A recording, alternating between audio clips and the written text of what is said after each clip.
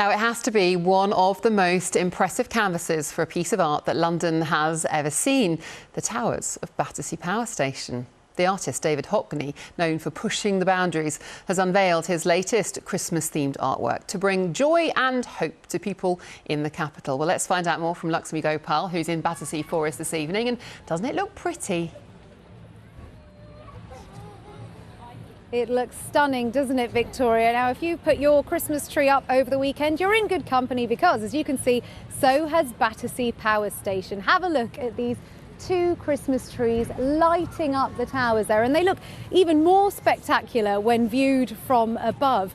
The projection goes all the way across the full length of the height of the tower. That's 100 metre for each chimney there, and it was designed by the renowned artist David Hockney on his iPad. You may well know that Apple UK's headquarters recently moved here to Battersea, and David Hockney is no stranger to digital art, and actually more than 30 years ago he was already using computers to create art, and over the past decade and a half he has used the device to design artwork, including stained glass windows at Westminster Abbey a few years ago, and the 86-year-old artist returned to his tablet to design his latest artwork here called Bigger Christmas Trees.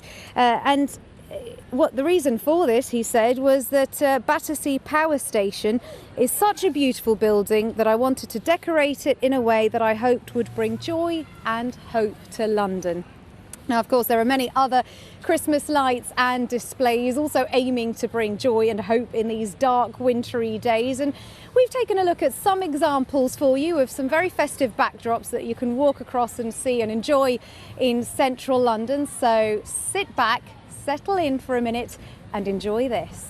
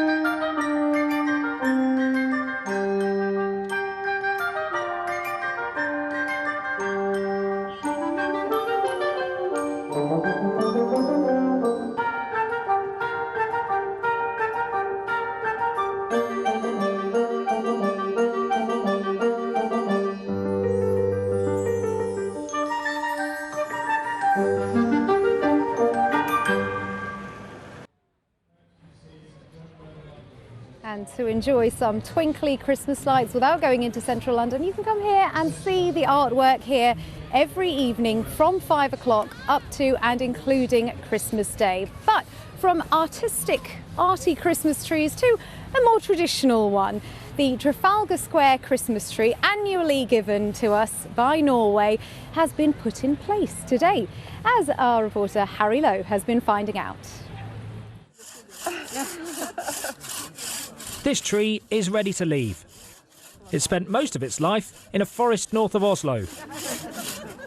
After travelling by land and sea, the Norwegian spruce reached central London this morning, before taking pride of place in the capital's most famous square.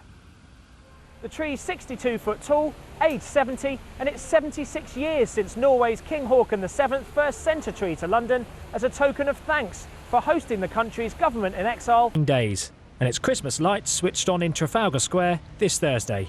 Harry Lowe, BBC London. Now, the famous Christmas tree that's given to the UK by Norway every year has arrived in London, but it didn't immediately go down very well, particularly online. Take a look. Because of the damage caused in transit, it was missing a few branches when it first arrived and attracted some social media ridicule. But tree surgeons got to work, giving it what they called a branch transplant to improve its look for the thousands of visitors that will see it. Much better. You're going to be talking about Christmas trees in just a minute, aren't you? Yes, I am. Have you got yours up yet? I do, actually. Is it a whopper? It's not as big as it used to be years ago. I'm talking about Christmas trees, by the way. And, it's not... Good one. But yeah, no, it's good. It's good. It's got the flashing lights. My daughter helped put up the, you know, the balls and whatnot and the little star. So, yeah. I was having a discussion with a friend the other day that men like bigger trees than women. Women are like a bit more modest, but men like, no, it's got to reach the ceiling. No. I don't know if that's a true thing. Mine... And it's never a real tree as well. I've never done the real tree. Really? No, never. I've always done the... It's better for the environment, but you're talking about a real tree What do you today, think of aren't this you? real tree, Axel? This is the tree that's just gone up in Trafalgar Square. It's coming, there it is. It's been on a long journey, lying on its side, so give it... Wow. What do you think? It looks like it's missing a slight side of it. It's They because have it's actually... been lean... It's slightly on the wonk. They've given it a bit of TLC, apparently some branch transplants, and now it looks a bit bushier. It always gets a bit of a bad rap. Should we see last year's? Yeah. People were not impressed with this one last year. Oh, wow. A little bit on the star side. I think it's beautiful. It's like a sort of an underdog, but if you compare it to the Rockefeller Christmas tree, you can see why people get a bit funny about it, can't you? Wow. That makes sense. And then the in other New one York, at the isn't it? Capitol building. Yeah, that Let's makes take sense. a look in Washington, D.C. Oh, look at that. That's an absolute cracker, isn't it? I feel like my tree's not as nice now. You've got time. Get yourself back home and have a go at it. Let's listen to the Lord Mayor who told us about the lovely tradition of the Trafalgar Square tree.